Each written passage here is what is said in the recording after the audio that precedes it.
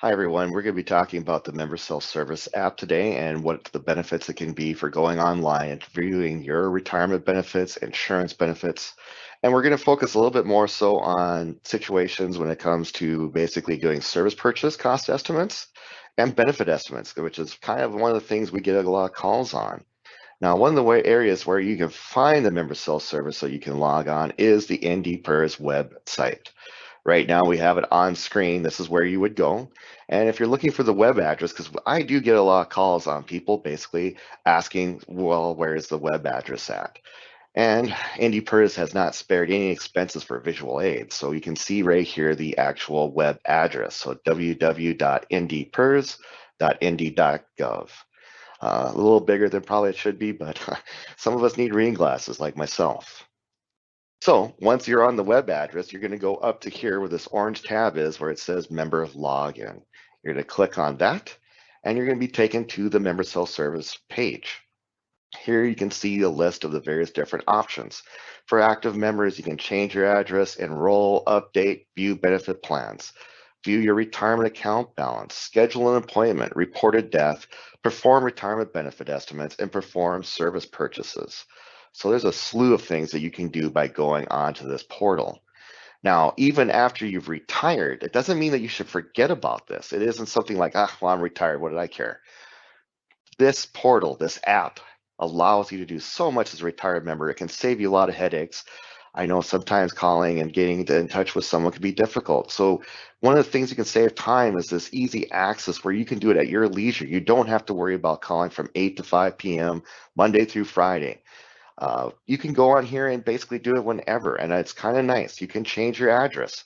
You can view your benefit plans, access your 1099-R. We get a lot of calls on that. View retirement payments. You can even update your taxes. Well, after January, that might be a little different. View your direct deposit. You can update your bank account on there. So, I mean, instead of having to try to download a form, if you don't have a printer, you can go online, you can update your bank account. Now, to do all that, you need to log on to Members Health Service. That's where you go to this blue tab. Lots of people miss this, so it's kind of want to make sure that's verified for people. You click on here, and it takes you to the login screen. Now, if you know your member ID, or your login ID, I should say, and your password, you're just going to go over here. You're going to type in your login ID, your password, and log on. But what if you haven't created your account? Well, this is where you're going to go. Register now. It's amazing how many people miss this. So I wanted to make sure it was very clear this is where you would go. All right. So you click on here, and this is where you would create your account. You're going to put your first name, last name, user ID. I want to stress this right now. Please do not use your member ID number for your user ID. That's bad. Anyone figures out that you've used your member ID, it makes it really easy for them to hack into your account and get access to your information. So please don't use your member ID number. Password, we've got the basically the restrictions and guidelines of what you need to do. So it's 8 or more characters. As you can see, there's a list of things you have to select. Your email, which basically an activation code will be sent so you can create the account. Cell phone's kind of nice to have on there. You do have to have security questions, so please make sure after you get the security questions, you answer them, write them down, and then you click to create an account. If you have problems with accessing or creating the account, you would contact the North Dakota IT. So please call them. They'll definitely help you on it. They've always been helpful for people to recover their accounts. All right. So now we're going to log on to Member Self-Service. And I'm not going to type it in here for you guys to see it, but nonetheless, here's what it looks like in a Member Self-Service. Now, this is in test environment, so it's already showing annual enrollment. And if you were hoping to see annual enrollment done today, I'm sorry, I just don't have time for that.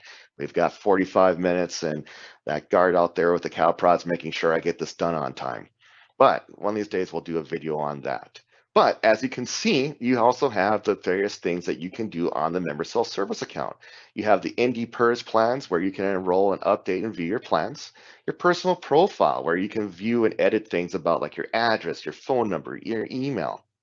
And one of the things that people seem to always miss is messages. And we're going to do that first. But moving on, we're going to do benefit information. And that's where we're going to be stressing a lot of our time here is your account balance, benefit estimates, service purchases, and the ever Annual statements. Oh, you gotta love annual statements.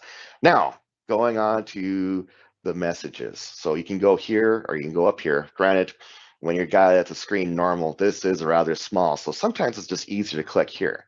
And the thing about this is I wish more members would pay attention to this, is you can get a slew of information sent to you via member self-service by basically asking your retirement counselor or your member rep or your benefit pay specialist or even the BES, benefit enrollment specialist, to send the information to you through to your member self-service account. Now, as you can see here, this person has requested a purchase cost for buying service, and basically they had the retirement counselor send this online. And if you click on here, you will basically pull up your service purchase cost letter, and it would have the actual forms with it to complete the purchase. That's awfully nice because now you don't have to have it mailed to you. And sometimes when the time is the essence, especially with service purchases, which takes some time, have a limit of 90 days to basically complete it, you want to basically make this as quick as possible to complete. And as we know, mail can be kind of rough. I've mailed stuff here in Bismarck. It's taken 9 days to get from ND PERS. You want to see your benefit estimate. Here's where a person asks for a benefit estimate. And granted, do remember you do need to turn off your pop-up blocker, and you'd have to go into your settings depending on where you're at. This is where you would go for this. But you would go on here, click this open. Oh, there's that email address there. But so you can see, here is an official benefit estimate done by ND PERS that's been submitted. Now, of course, the information scrabbled to protect the innocent person. That's basically donating their information for us to utilize to make this presentation happen. But nonetheless, as you can see, here's where the address, the member ID number, which is not theirs, and you can see the benefit estimate and kind of what it would look like. So this is an official benefit estimate. As you can see, we have the multiplier, the age of retirement, their options. And like I said, this has all been sent to them. And they got this basically within a minute after it's been uploaded. So if you ask to have a benefit estimate done by a benefit pay specialist or a retirement counselor, and you want it instantaneous, ask them to upload it. Any one of us can do this. And then if you want, you can print this out and take it with you if you need to go to a financial advisor and have them look at it, or if you want to keep it for your references. So please, if you think about it, ask to have it uploaded. You can save yourself a lot of headaches worrying about when it's going to come in the mail or looking at it and everything. All right. So that's the messages. But like I said, it's a handy tool. Please remember to ask your retirement counselor or anybody that's helping you with something, that service that you have with us. Okay, now we're going to move on to basically the plan. So kind of give you a brief rundown on that. So we're going to go back to the beginning here, the home page.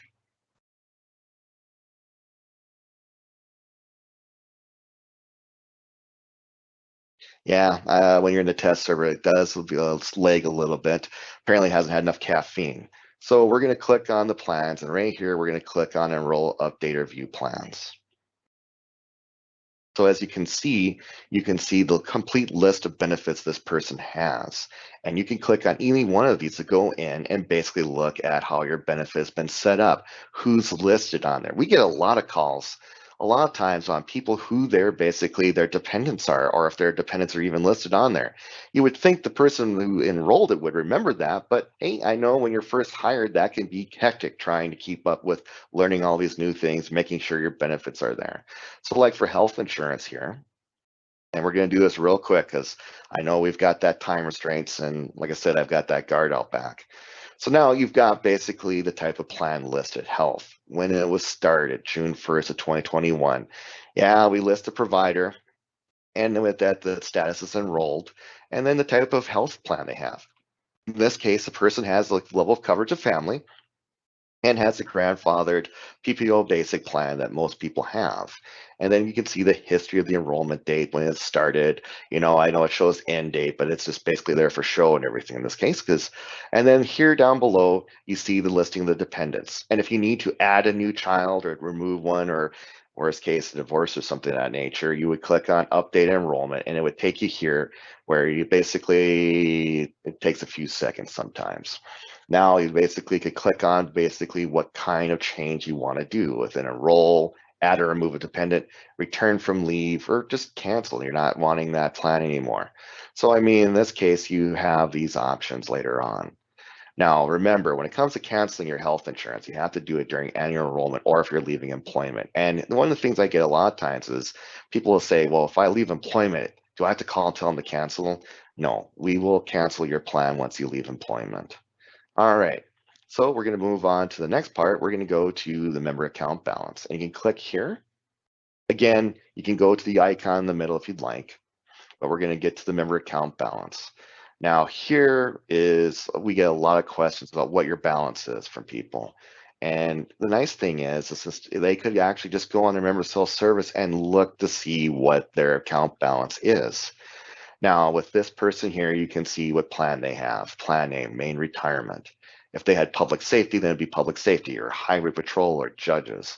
If they're enrolled, the start date when they began with the retirement plan, when it started getting the contributions, and the end date. So if you leave employment, you can go out there and see when it ended, just depending on the circumstances. Now, here's where we get a lot of calls too on is the contribution summary. When you see the member contribution here, and this person with the sum they have there, the 59,000 plus, this isn't just their contributions being shown here, okay? This is also the employer contributing to this member's account balance. So this is a combination of that. Now, granted, depending on if you're a state employee, it's 4% is done by the employer, 3% is done by the employee, and that's what you would see the combination here. So it's not just the member basically not seeing their actual contributions. Depending on the circumstances, certain political subdivisions do not contribute to the member's account balance. The member does it completely on their own. So if you have any questions on that, you go to your employer and you ask the type of contract. But for the most part, employers contribute to the retirement. And where things get really sketchy and where people get really concerned is when they come down to this here, where it says vested employer contribution, and parentheses, it says PEP. So many PEP people, when they come to here and they don't see this dollar amount here, they think their employer is not contributing to their retirement plan. That's not the case. What this is all about is the portability enhancement provision. This is a side perk that you have if you're enrolled in a 457 plan, which is deferred comp, or a 403B if you're with a political subdivision that has that benefit that's linked with NDPERS. And so if you're contributing to that benefit, you get to see the account balance of money that's being transferred from the general pool that the employer basically provides for the retirement, and they bring over a certain percentage. Now, I could go on for another hour just on the portability enhancement provision. We have a great video out there on YouTube. Just basically type on YouTube NDPERS, and you can go to our web page there, or our YouTube page there, to basically view that video, and you can get a better understanding of PEP. Just remember, gang, if you're enrolled with a 457 or a 403B with a political subdivision that's linked with NDPERS, you're automatically enrolled with PEP. If you don't have any one of those benefits going on right now, you're not seeing anything, and it's going to be zero. And just remember, it's not that your employer is not contributing to your retirement, it's just that you do not have that benefit. And again, if you don't have that benefit, it's not going to affect your pension. It might do a change your account balance, and it might actually give you more flexibility. But again, please watch that video because that definitely is going to answer more questions on here. Now you can see the interest, as anyone that basically is with our plan knows, is that NDPERS, basically, if you have the account balance with us, we're going to be doing compounded annual interest on a monthly basis, and it's 6.5%. And this is the totality of that interest so far. And of course, they have the RHIC employee contribution. On average, employees do not contribute to the RHIC, the employer does. But there's circumstances where there might be actually some money here in this case. But right now, you see a total account balance of $102,911. And this here is basically a combination of all those three things here. Over here, you can see what's taxable and what's non-taxable. So remember, gang, if you want to see what your contributions basically are, it's right here. If you don't see anything here, just remember, your employer probably is still contributing, just you're not involved with a side benefit.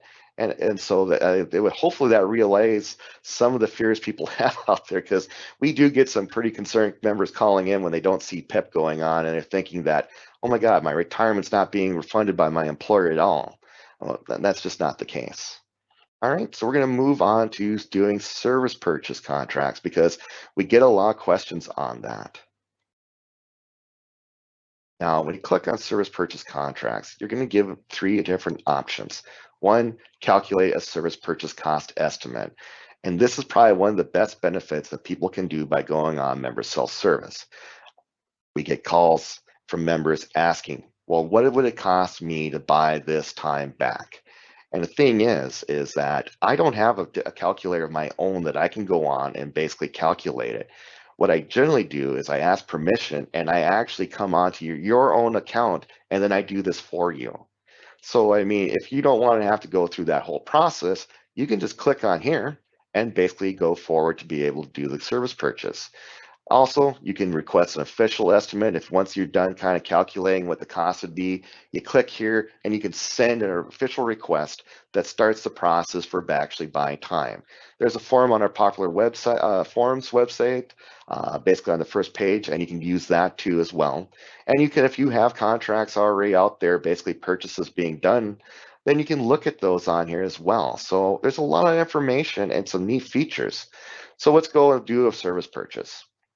All right, so we're going to go here and you're going to basically be notified of what retirement plan that you're actively contributing to, main. And then there's basically you can go here and you can collect what type. So when you're doing a service purchase, you can basically do additional months of service, unused sick leave, or both. Now, gang, when it comes to the unused sick leave you're only doing when you're getting ready to leave employment, whether it's you're trying to retire or you're leaving and you want to buy additional months of service so you can pad your retirement, because you can only do the unused sick leave before you leave employment. And you should only do it when you're close to leaving. You can't do it 3 years before or a couple, so I mean, there's just, we do get a lot of calls about unused sick leave. They're going, I've got like $1,400. I want to buy that right now. Well, no, unless you're getting ready to leave, just don't worry about that.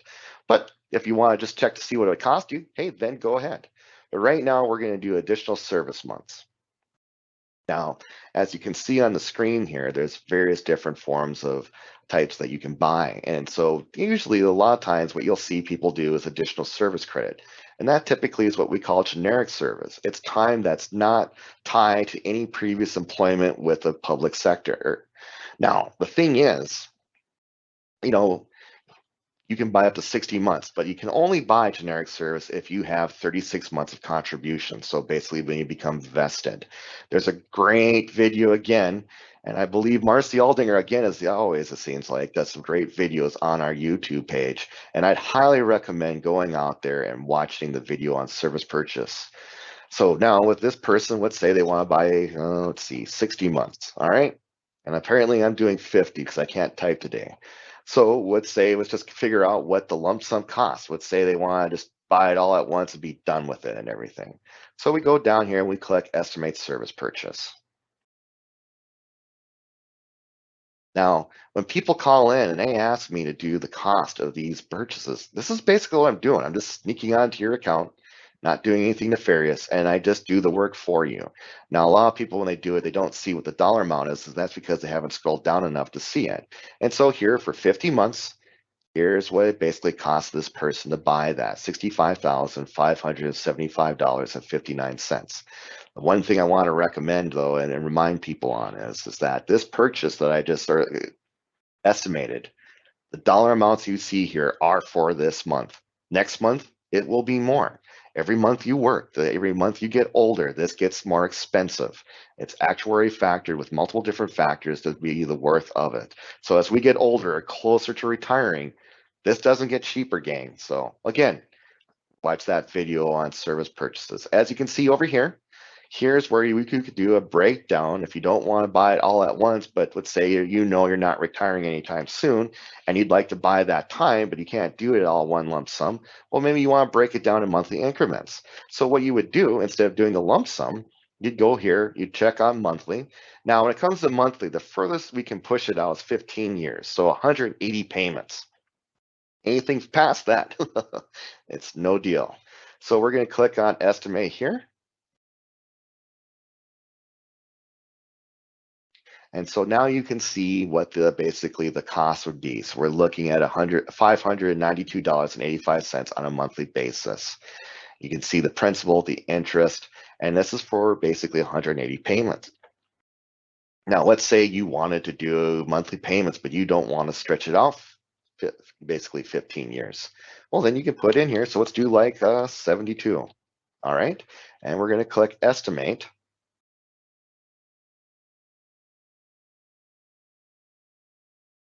And now we have for 72 months, we show what the purchase. We're looking at $1,124.52. What if you have money in a basically 457 or your bank account? Let's say you have $15,000. You could do a down payment and do this again and basically shorten or reduce the cost of that actual purchase. Again, I'd highly recommend watching that service purchase video before you go tinkering around in here. But if you've already watched that, hey, this is the next best thing to start doing to kind of get an idea of what the cost is. And so as you can see, it did reduce the actual monthly dollar amount in there. Now, if you do know that after looking at this, that you do want to buy the time, you can just go down here and do a request for service purchase estimate. So let's see about doing that. So we're going to go here. I sure hope this person doesn't get too shocked when they get this letter in the mail. All right, so we're going to basically, as you can see, it says open. There's a status. It's ready to be able to do. Well, here's the thing. First off, you see the sick leave hours. All right, unless you're buying sick leave, you don't have to put that in there. So many people put the hours in there, and it says, please enter the thing. You don't have to. Only unless you want to have the sick leave in there do you put that in there. And if you want to buy any other types of service, you can do it here. But since we're doing generic service, and I know it's a little misleading, I wish this was up top, but one of these days we'll get that changed maybe. You click here and you say you want additional service. This is for generic. These others are for like military, federal, leave of absence, past IndyPERS, previous public service. And those are things you can also purchase if you want. But for now, we're sticking with generic. So are you going to be doing months or basically on whatever available funds you have? Well, we're sticking with months, making it simple. All right. And we were going to be buying those 50 months there. All right. And then are we going to be rolling over from some type of 457 or 401k? He'd go here and he'd say yes. And then would ask, well, okay, is it going to be from, a 401k or some of these other traditional IRAs? Well, in this case, we're going to do the state of North Dakota in this case. So we do here. And then it's going to ask, well, what's the funds? Well, maybe we know there's going to be, there's 50,000 perhaps in there. And then what's your effective retirement date? Well, maybe we're going to go with July 2049. All right. And we're going to click save.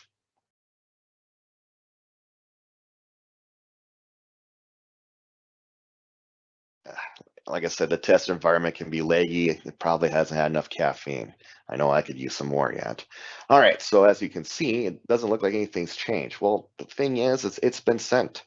So what's going to happen is a contact ticket's going to be sent to IndyPERS. There, a member rep's going to basically, or a retirement counselor is going to pick that up, get transferred to the retirement counselor involved with it. They're going to basically do the actual processing of the request. So eventually you're going to get a letter, a couple benefit estimates, and the forms to make it necessary. And depending on time restraints, you're going to have 90 days to figure out how you want to pay this. And if you basically, get in touch with your retirement counselor, they can, like I said, they can upload it on member self-service, and you don't have to have it mailed out. It's awfully nice to go that process. All right, so we're going to move on now to basically benefit estimates.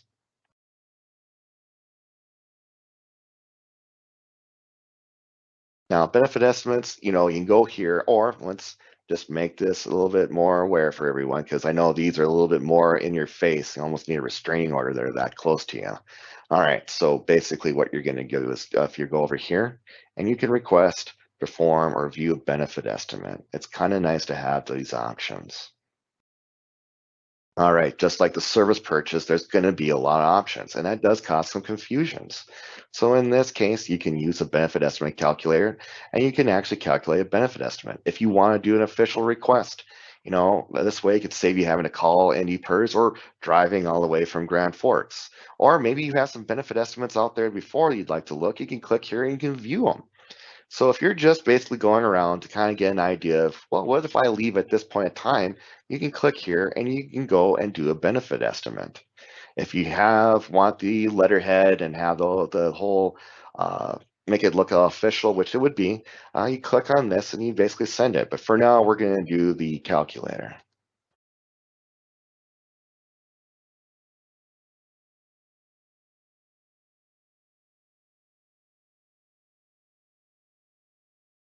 All right. So here we go. So basically, a lot of times when people get here, they see this and they're like, well, where do I go? Well, they just need to scroll down. And right here would be where you go. Now, if you're basically getting close to retirement, again, we have another option for you to request a benefit estimate in this case. And that way, when you're getting closer, you can make the official estimate prepared by IndyPer. So that's where you click on this. All right, so we're going to go down here. We're going to click on here. And here is where you can do the process of basically figuring out what you want to do for retirement at a certain date. So first off, even here you've got options. So if let's say your health is a concern and you want to know what your disability retirement benefit is, well, you can click on this and you can do a disability benefit. Or this is one not many people are going to want to do, but it's a useful thing. It's basically a pre-retirement death. So if you pass away, it shows what you could provide to your loved ones if something would happen to you in that case. And then, of course, we're going to go with the retirement, the one that everybody wants to be dealing with. All right. So let's say they're going to retire or leave employment here in December of 3030.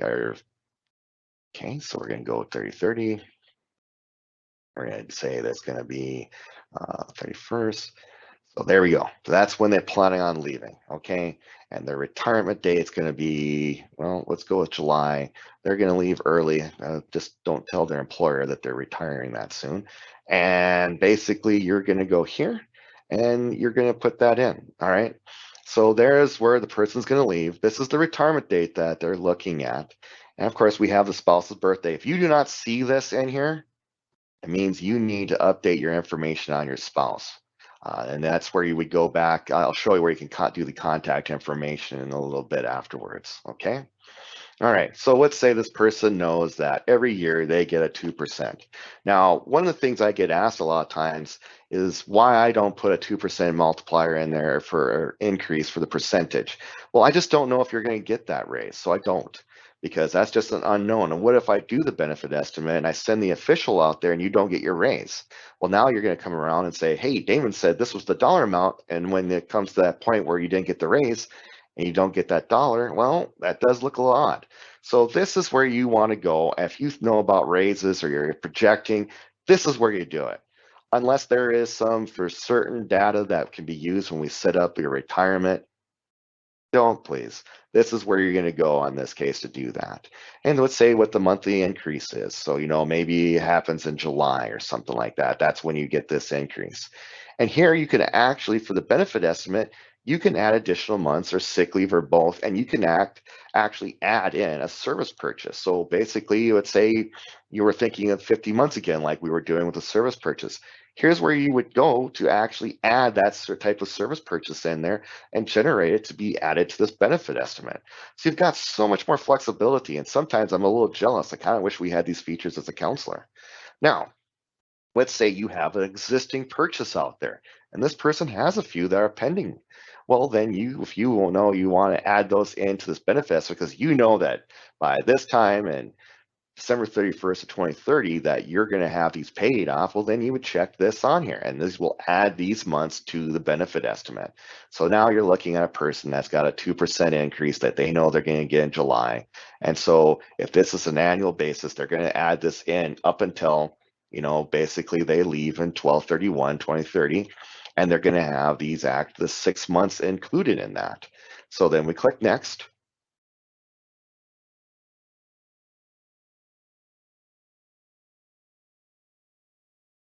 And I am looking at the clock, so but what's going to happen here is it's going to basically generate this preview. Now, what you see here is it shows a termination date.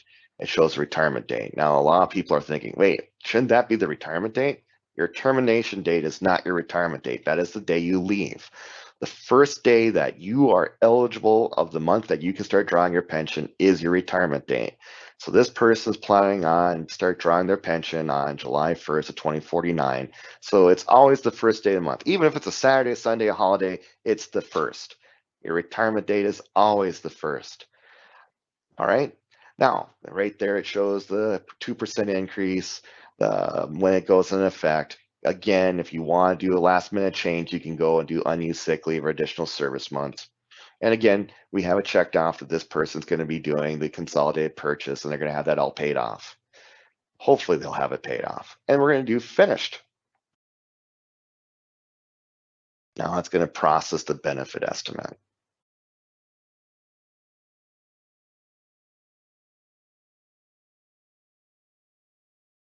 Well, it's thinking about doing it. That's kind of the fun part of these test environments.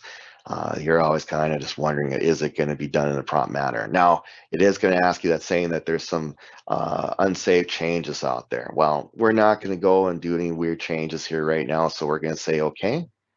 You do cancel, it's going to make you go back so you can do the updates on there if there was something you're missing. So now it's going to process the benefit estimate. And like I said, when you go on member self-service, you're not going to see the spinning wheel probably ever. But unfortunately, I'm having to do this in test environments. I do not want this person's personal information out there for the whole world to see. All right. Okay, so we have the benefit calculation ID. We have the main retirement plan here. We have what benefit type they're doing retirement. Here you can see that with them leaving in 12/31/2030 with this retirement date, but look at here, normal retirement date. So this is where they could retire once they meet the rule of 85. This person's with the rule of 85. So with their age and their years of service, they would be able to actually retire, 2 years, a little over 2 years almost, to start getting their benefits. So in this case, this person's actually couple years waiting until afterwards. This is actually probably when they turn 65, which is normal retirement. But if they wanted to, they could retire at May 1st of 2047 because their years of service and their age allow them to meet this. So a lot of times people say, well, I can't retire because I'll never meet the rule of 85. The rule of 85, all that is if your age and your years of service meets that number, you can retire before the 65 without any penalties. All right. So as you can see, we have estimated credit service months, which is 324 months. So this is the projection of them basically retiring on leaving employment on 12/31/2030, and then retiring on July 1st of 2049. This is how many months they would project it that they would have at that time. Okay. And then here's the estimated years of service that they had while they were working, which is actually an even number. I wish I could say that I actually was purposely doing that. And then their age of retirement. So this is when they age. And then down here is service age. Service age is their years of service and their age combined. So this person could have met the rule of 90 already if they wanted to at this point. So they could have met, if they were with the rule of 90, at this point in time, they would have met it.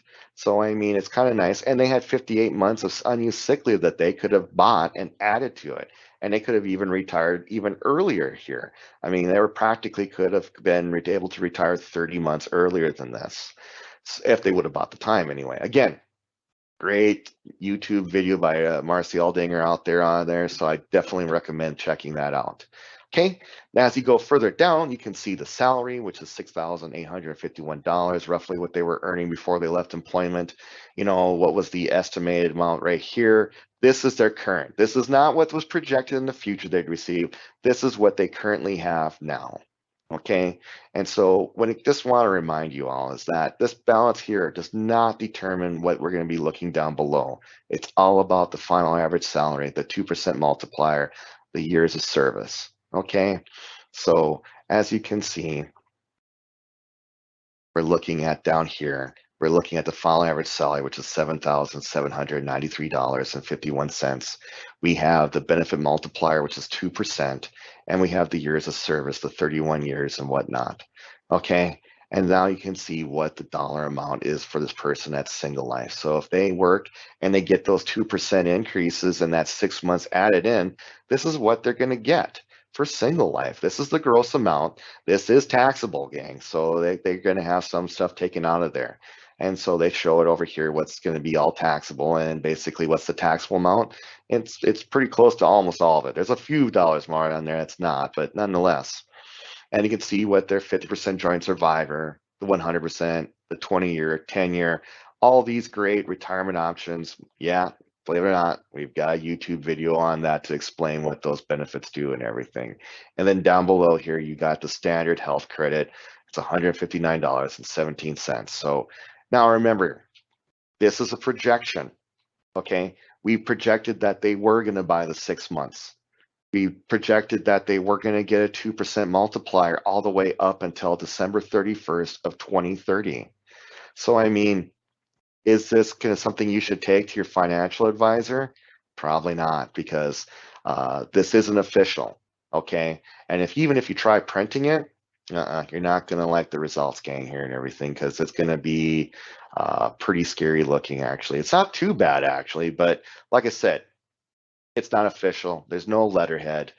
I wouldn't use this to basically, again, it's just a projection. It gives you an idea. And so that's the great thing about it. It's not 100% accurate, but it gives you an idea of what you could be doing. It's definitely something to use to contemplate stuff. And that's what these are for.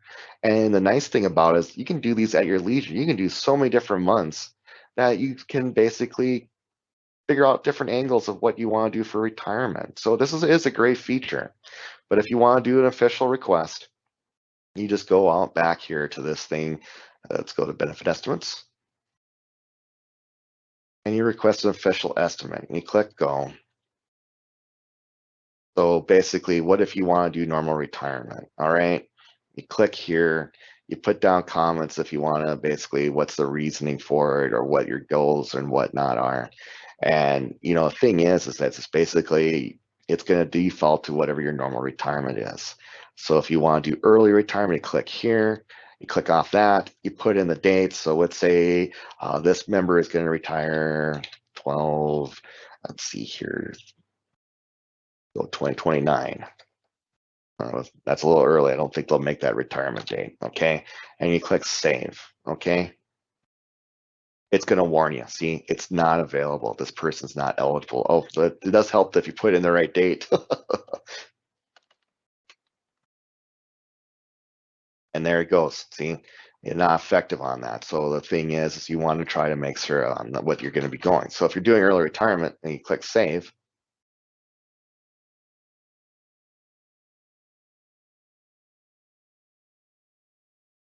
now it's sent it off, and an official benefit estimate will be done for early retirement. So in this case, age 55 might be this person's early retirement. Maybe it's, but it's going to do a benefit estimate showing it. We'd like it if you give us a little bit more information, like the dates or whatnot. So in this case, maybe 0501 2047 in this case. All right. And then basically, at this point, that actually might be the rule of 85 for them, which I believe it is. And basically, you would click save on here. But this purchase or this benefit estimate's already been sent off. All right.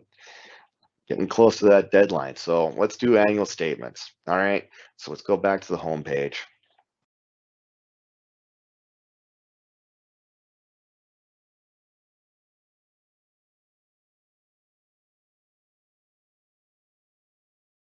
All right. Okay, so you got two places for the annual statements. You can go to the benefit information where it's down here or over here on the left-hand side. So we're gonna go here. One of the things I still get calls on, which I'm always surprised, is that, I haven't had one mailed to me. We haven't mailed one for over 4 years now. It's actually going longer than if I remember right. And when you go on here, we only show the selection of the last 4 annual statements. Now, if you're going to look at these, remember, turn off the pop-up blocker. Again, with like this browser, you would go here and you'd go into settings to do that. But let's say June 30th, all right? Just remember, gang, annual statements are a nice little reminder that you have retirement. You go out on them, you look at the date that gives you an idea of when your normal retirement is or when your rule of 85 or rule of 90 in this case. And this person, it's rule of 85. So right there, June 1st of 2039. Now, does that mean that if they walk away today, they get to retire at that date? No, they have to work up until May of 2039 unless they buy some time to retire at that date, and they'll roughly get this. Or if they want to wait till 65, their normal retirement, regardless if they keep working, is going to be July 1st of 2049, because anyone that meets the age of 65 has 36 months of contributions are able to retire. But again, you can print this off at your leisure. Like I said, do not use these as the gospel or whatever you want to go by, whatever the truth is. These are just a quick estimate. And if your employer uses bi-weekly payments, we may not have the contributions completely for that month, or we may have all the contributions for that month. But if you get 3 checks in 1 month, it's going to skew the projection much higher than it actually should be. So that causes sometimes where members will call in saying, hey, why did I get a higher statement or a benefit amount on this one statement last year compared to this one? Check to see if that month last year you had 3 paychecks, because that's going to skew it. Whereas this year you might have something that's probably a little bit more accurate. But again, it's just something to remind you. And then the dollar amount, people will go in their account balance and look at their annual statement and go, there's a difference. Well, yeah, this is in June. And if you're in September, it's going to be a completely different account balance because more money has been contributed at that time. Okay. All right. So personal profile. Okay. This is where you click on here. And what you're going to do is you can see what your information is. And periodically, you should go out there at least once a year, basically, to make sure everything's accurate. So here you can see the name, the gender, their marital status, last name, member ID number can be seen there. Again, that's not one that actually is used. And then, of course, here's the address line. So basically, you can see the address. If this isn't correct, as an active employee, you have to go to PeopleSoft and you click on there and you can update your address. If you move, please do that because it'll save you a lot of heartache if we're trying to send you stuff and it goes to the wrong place and someone opens it and they get your personal information. You really need to make sure you update your information and you go to PeopleSoft and you do that. Emails, you go onto the website and do that. Telephone numbers, again, PeopleSoft. If you're a retiree, and if for some reason we do have a few retirees out there, you can just go to this website and you can update your address. You don't have to go to PeopleSoft anymore. You can go on here. I just wish more members would go out here as a retiree or an active person, and they could go on here to update this information. So let's say you want to basically make sure to see who's all your contacts are. Like that one where if you don't see the birthday for your spouse when you're doing a benefit estimate, that means you don't have your spouse done completely. So you come to this part here, spouse designated contact information, and you click on here and you make sure this is all accurate. And if it's not, then you need to go on there and update your contacts, and you can update contact information. You would check on here, you'd hit update contact info, and basically you would put the spouse in there, like the phone number, the email. I mean, that they're active. I mean, or if the worst case that they're not active, like if say there's a divorce or something like that going on. All right. So that's when you would do that. All right. Now, one of the things that not everybody likes doing, and I hope that most of the time in your life you don't have to do this very often, but reported death. You can go on here and you can basically submit the information of a loss of a dependent or a spouse, and basically you would go here, you would click on spouse with a spouse, you put the date in, your personal information, contact, or in the address, city, and then what state and what zip code. So I mean, that's very important to have it because lots of times, again, people do not update their information, and we'll send out a death letter for benefits to the wrong address because no one's updated it. NDPERS has to rely on you to do the responsibility of updating your information so we can contact you. There's so many times we don't have phone numbers for members and we can't even call the person. They'll call and maybe we didn't get the phone number in time. And so it's really important, people, to go out on your member self-service to update your information so that we can contact you. I hope you never have to use this anytime soon. I mean, I would love to do a lunch and learn just on death. It wouldn't be very popular, but I think really there should be an awareness.